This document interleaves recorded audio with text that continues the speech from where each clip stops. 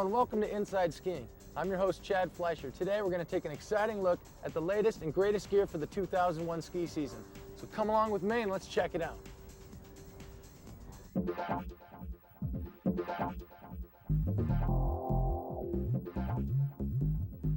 Welcome to SkiTV on Fox Sports Net, the premier winter event series.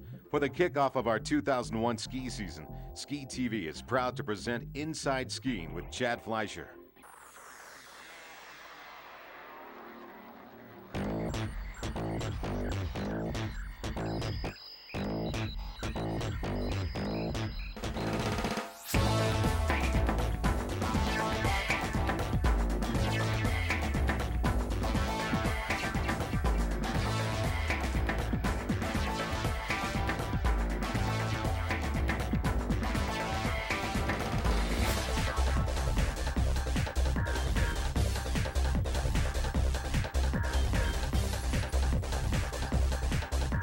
SkiTV's presentation of Inside Skiing on Fox Sports Net will be right back.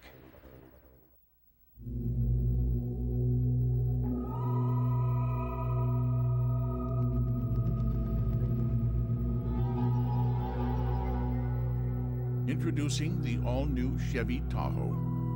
Now offering a third row of seats that's light and easier to handle than anything else out there. It's nowhere near anything. The new Chevy Tahoe, like a rock. A hairdresser is the most wonderful person in your life. They can make you feel great when you feel sad. It's an exciting pleasure to see people's face light up when you transform their hair. Your hairdresser can do anything. It can make you feel like you won the lotto. You should see your hairdresser daily. Your hairdresser is more important than your husband because you can always leave your husband. Everybody always thinks they have the worst hair in the world. I like to prove them wrong and show them they have the best hair. It's all about a great cut, and this gives it its style. When it's time to celebrate, it's time for the prize. Warsteiner Beer. Life is too short to drink cheap beer. 316,000 Lodge Pole Pine, 193,000 Douglas Fir, 114,000 Engelmann Spruce, and plenty of room to ski.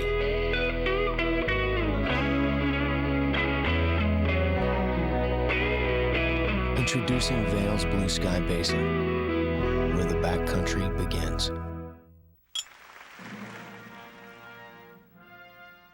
The best-selling German beer in the world is America's finest imported beer. Warsteiner. Life is too short to drink cheap beer.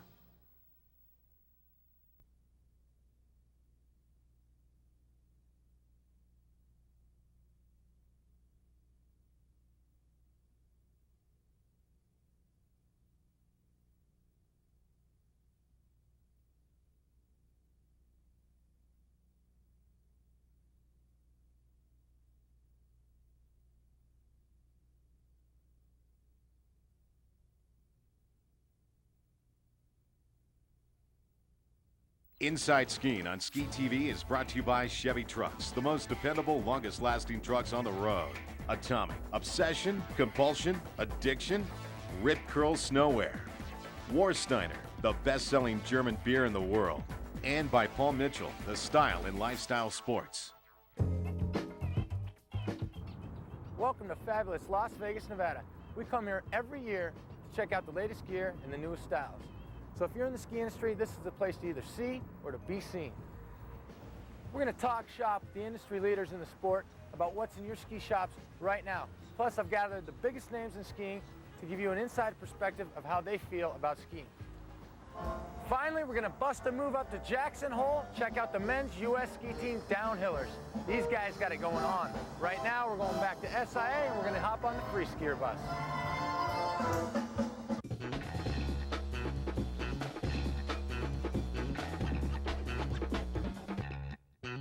Okay, we're back. We're doing another roundtable chat. We got Jeremy Nobis, Glenn Plake, Bradley Fayfield from Free Skier Magazine, and Shane Zox. Guys, where do we see this whole sport heading here in 2001? I don't know. Uphill, then back down. Then back up again. I'm into longboarding, man. That's the future. Longboarding. All these short, skinny, wide, pretzel-looking skis, they're all gone, dude. The future's long, skinny skis. Like you ski on. You just will not change, really. See, he's working us right now. Yeah, that would be pretty nice. All right, I'm way outnumbered here by the racers. Yep. Let's talk short, fat, and twin tip. Let's go to the flip side of it. From Fayfield, from your side of it, from a media standpoint within the industry, where is free skier going? I think as a magazine, what we're doing is it's sort of the antithesis of what Blake is talking about. Long, skinny magazine. The long and skinny insider magazine. Really tall. Glenn Blake, obviously the old school bad boy, but he's working on the new school, and you guys are currently involved in what is new school? Short skis, flipping tricks. It's all freestyle. It's all hot dogging. It's all Wayne Wong. That's what's in the dictionary. It is. Hot dogging is in the dictionary, so we got to quit renaming it. Yeah, it's not new school. It's in the dictionary, legit? Yes, it is. You look up hot dog and it says a form of acrobatic skiing. Really? Absolutely. Get a Webster's dictionary. Little star, Glenn Blake. I want to see that. I want to see that dictionary. Is there a picture of you next to it? The other day I told somebody, I go, what do you really call it? I mean, is it extreme skiing? Is it free skiing? I go, it's hot dog, and look it up. And the guy goes, you know what? I'm looking that up right now, and you're right. It is in the dictionary. Change the name of the magazine and it's called Hot Dogger. Yeah. Hey, my theory is, if we were all driving through the middle of like Nebraska or Wyoming or something on a ski trip, okay, and the truck broke, and we pulled up down some farmer's road, looking the way we do, and he goes, so what do you guys do? And we go, well, we're free skiers, and they'd be like, but if you go, we're all professional hot dog skiers, he'd be like, no kidding. Oh, yeah. You guys do them flips and everything. See? You got a point. Come on in, meet my daughter. I mean, what sort of influences do you guys feel you have an influence on where you're steering? I mean, obviously, Free Skier Magazine helps in that influence, but do you guys feel like you have the ability to influence these companies to design? All the guys who I ski with all the time were the ones that got to say, hey, look, we want a ski that's got a twin tip because we want to take off backwards, we want to land backwards. And the ski companies are kind of like, I don't know. This was like 2 years ago.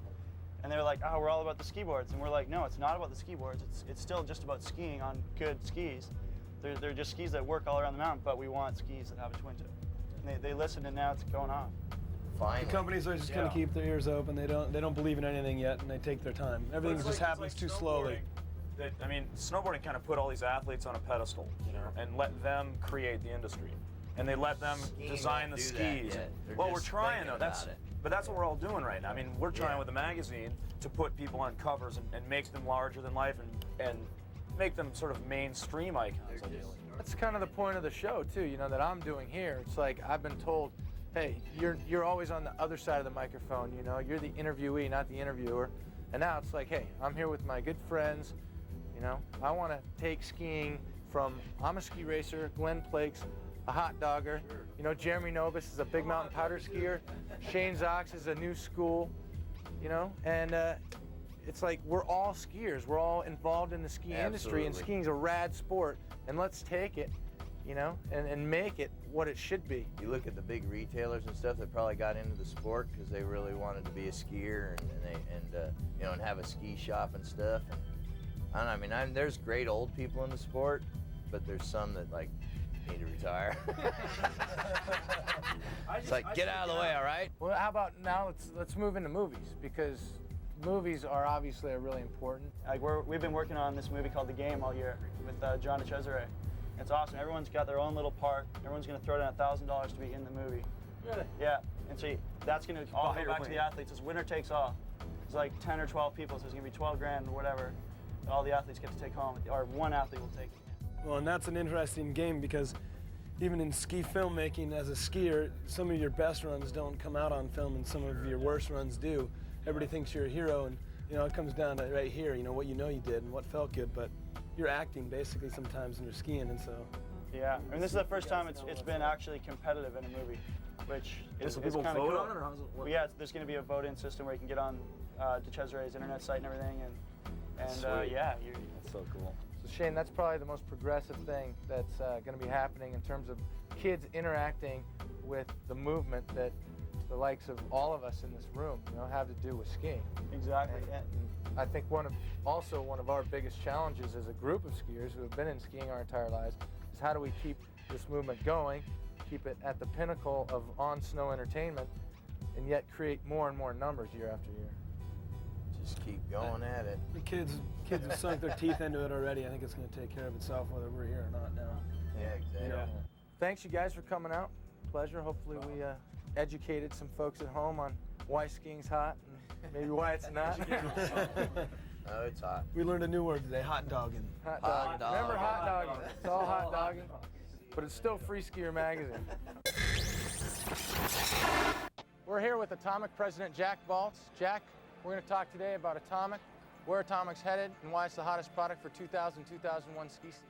Well, thank you. Glad you're here. How does racing and the technology that's put into racing, how's that research and development then go on to help the consumer that uses the skis every single day on a powder day, not necessarily an iced-down race course?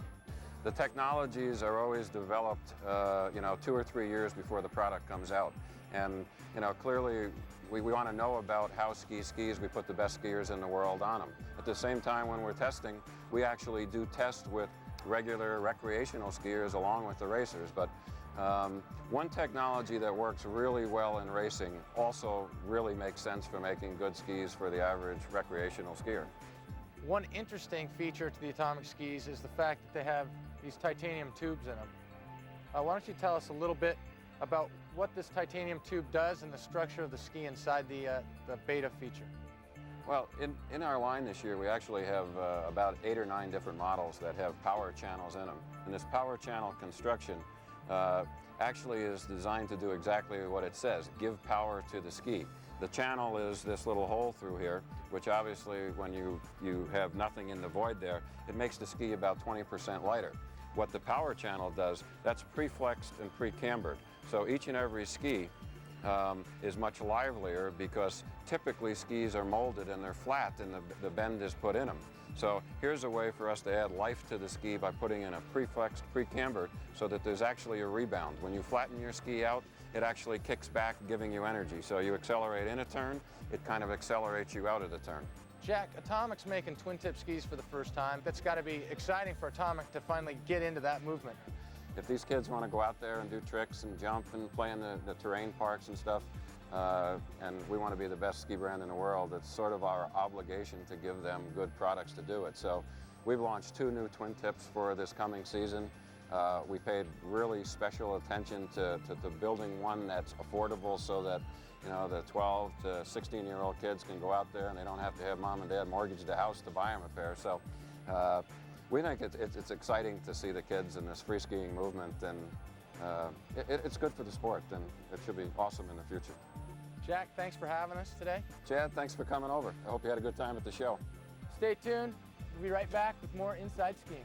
Remember to check out SkiTV's web video channel, skitv.com. When it's time to celebrate, it's time for the prize. Warsteiner Beer. Life is too short to drink cheap beer. A hairdresser is the most wonderful person in your life.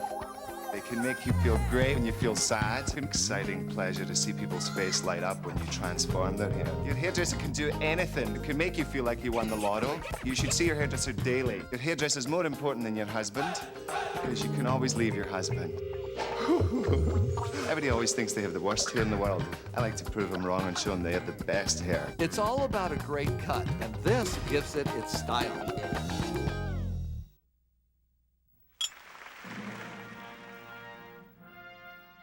The best-selling German beer in the world is America's finest imported beer. Warsteiner. Life is too short to drink cheap beer.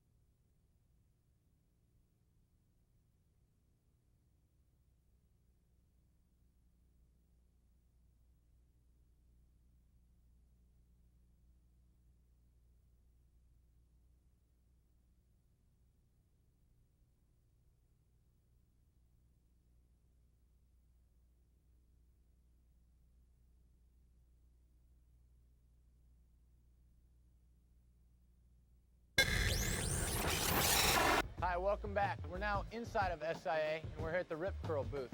I'm here with Larry Hart, Rip Curl Snowwear, Brad Holmes.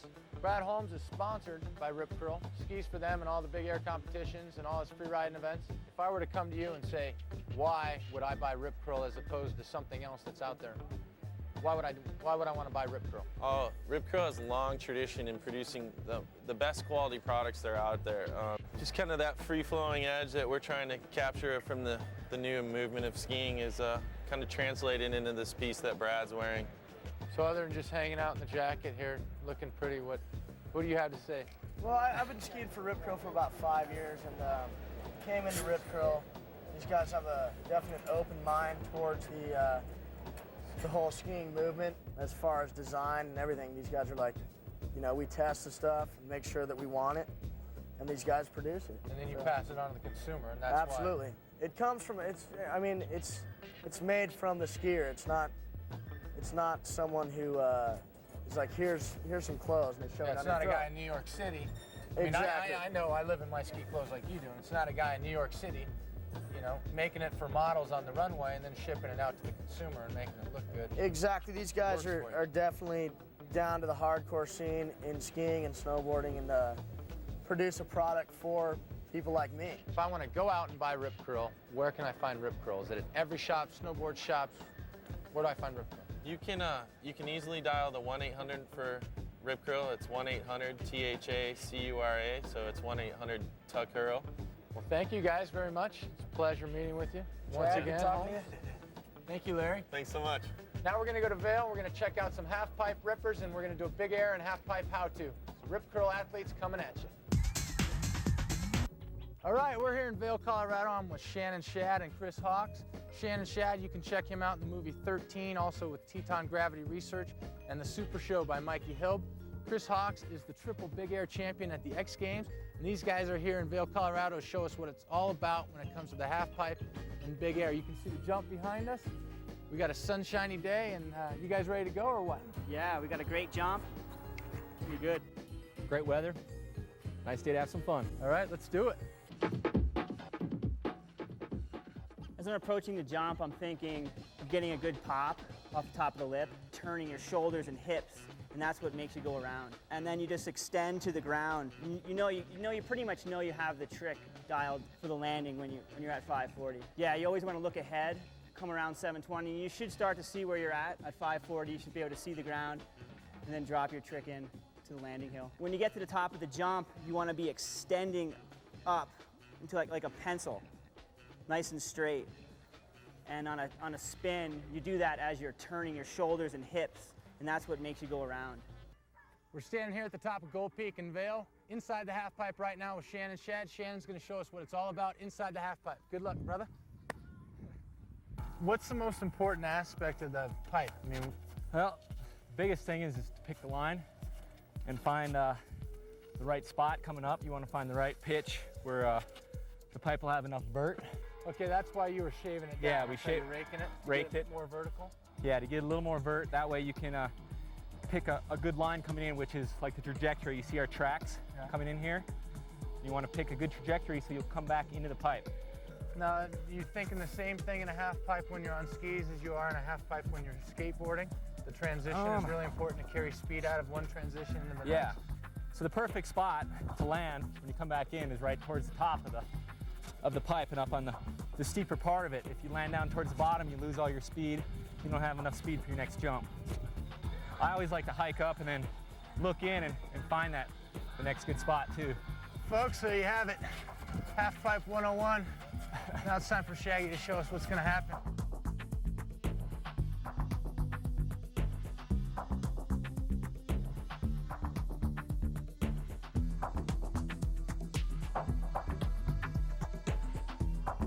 Remember, folks, practice makes perfect, so get in that half pipe, don't be shy. Do everything this man tells you about. He's the best in the world in the half pipe. SkiTV's presentation of Inside Skiing on Fox Sports Net will be right back. All right, guys, go out there and skate hard, okay? Like a rock, I was strong as I could be. Like a rock, nothing ever got to me. Imagine how dependable you have to be to carry somebody's dream. Chevy Truck, proud sponsor of the U.S. Olympic team.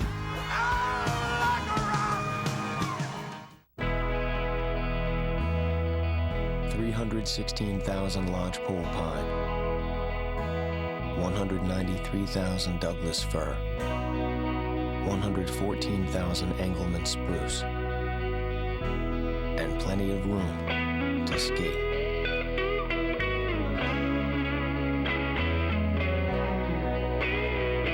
Introducing Vail's Blue Sky Basin, where the backcountry begins.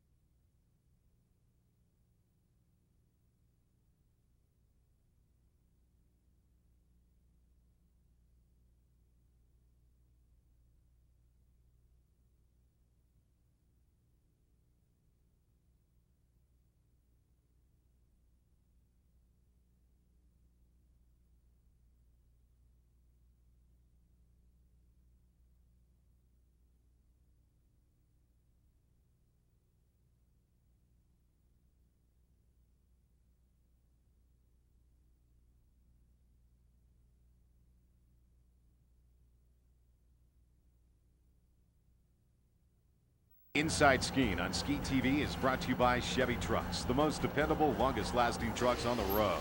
So we're back at the convention center. We're going to go check out Bollé and Boeri. Let's do it. We wanted to check out the best sunglasses and goggles, so we came here to the Bollé booth. I'm here with Peekaboo Street. Peek, why do you use Bollé? Well, you know, I have super weak eyes, and I think they have some of the best lenses in the industry. Also, they have a very distortion-free polarized lens, which is hard to find, and their R&D department far surpasses the rest. I mean, they spend a lot of time there making sure they've got the best product out on the market. So. What exactly is your involvement with a company like Bollé when it comes to research and development? I think one of the things Bollé wants to do is have the best product out there. They know that you and I going real fast, we're going to test out lens color, we're going to test out durability, we're going to test out visibility through that lens, and that's one area where they want feedback. And so it's new with us. It's an area where you know, I think they're going to utilize a lot of our input and make a great product from it. So there you've got it. Awesome gloves, latest sunglasses and goggles. Thanks so much, Pete, for being with us. You're welcome. Good seeing you again. You Good too. luck with your injury, and we hope to see you back on the slope soon. You too. Now we're going to head on over to Boeri. All right, we're here at Boeri. Got Tommy Moe with us. Tommy, we're here at Boeri. We wear helmets racing, but why should the public, the general ski public out there, why is this something they should have on their head? That's a good question. I think when you're out there mountain biking or skiing or kayaking or any kind of extreme sport, it's always a good idea to wear a helmet. I mean, you think about your command center and how fragile it is, it's always important to wear something that's going to protect you in the long run, because you only got one natural helmet. Remember that, folks. Command center, natural helmet. Yeah. These are Moisms. That's right.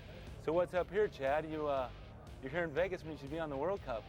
I know I'm coming back from my injury, but you know, you and I are both with Boeri, and I got this new signature line here going, and look at that, it matches your hair even. That's pretty cool. So tell me exactly, what is your relationship with Boeri? What do you do for the company? I've been with Boeri now since 1993, and I race on a professional downhill circuit called the Ford Downhill Series, and also I work and ski in Jackson Hole, where Boeri is one of the helmet suppliers for the ski area, and they're just a great company. You know, they're growing every year, and it's nice to be able to be associated with somebody that has a keen eye on the future. Tommy Moe, pleasure. Thanks for being here. Thanks a lot, Chad. Look forward to seeing you on the podium next year, you and Darren. Now we're going to go up to Jackson Hole in the Chevy Suburban, check out some guys that feel the need for speed. We're here in Jackson Hole with the bad boys of downhill, the U.S. ski team. We got Darren Riles here, recent winner of 2 World Cup downhills in Norway, and Chris Puckett, 2 silver medals in the Goodwill Games in Lake Placid. Darren, downhill's a crazy sport. What is going on? Why do you guys do this? You're going 80 miles an hour. The only thing you have on for protective gear is a helmet. Why do it? It's the rush, man. It's just the feeling of just pushing yourself and going for more speed. It's what makes me feel alive. It's exciting, you know. It's hard to explain. You just gotta strap some skis on and try it for yourself. What's the rush for you? What's the sensation when you're standing in the starting gate? You're looking out at this iced up course, prepared to go 85 miles an hour, average speed top to bottom. What are you feeling? What's in your stomach? Well, I mean, if it was the first time, you'd be pretty scared, but you know from experience that it's such a rush and such a feeling of accomplishment to go down that you can't wait to go. The next time, it's just like bungee jumping. After you do it the first time, you just can't wait to do it again. So I know for me, when I cross the finish line, you know, it's just like, yeah, you know, it's just like you're so aggressive and you're so fired up. It's like skydiving. You know, you jump out of the airplane and it's just, if you land after doing it, you're just like, oh my God, I want to do that again. And if you guys could sum it up, 5 adjectives, you know, what would you say? 5 adjectives you could tell people about downhill skiing. I said to compare downhill skiing to anything, it'd be like extreme downhill rollerblade racing, you know. And you? I think it takes so much focus, so much energy that when you're done, it gives you so much adrenaline that you get done and you just can't wait to have that feeling again. You're fully exposed. Talk to us about how exposed you are as a downhill ski racer. Yeah, well, I can't rely on, like, you know, an engine or motor to, like, you know, get me fast down the hill. Like, it's all me. And that's what, I mean, skiing's a serious sport, and you gotta, like, really, like, put the time in the weight room up on the mountain, just, you know, skiing a lot and getting in good shape. And the only thing we have to protect us is the muscles around our bones, and we can take a pretty good beating, but the thing is, if you're confident in keeping your skis underneath you and making good turns, you shouldn't have anything to worry about. Chris, thanks for coming out. Man, pleasure. So there you have it, folks. The bad boys of downhill here in Jackson Hole, Wyoming. You've got the inside scoop and inside skiing. I've been your host, Chad Fleischer. It's been my pleasure. Take care. Guests of SkiTV stay at Vail, Colorado's only 4-diamond ski-in, ski-out resort, the Vail Cascade Resort. For reservations, please call 1-800-420-2424 or visit www.vailcascade.com.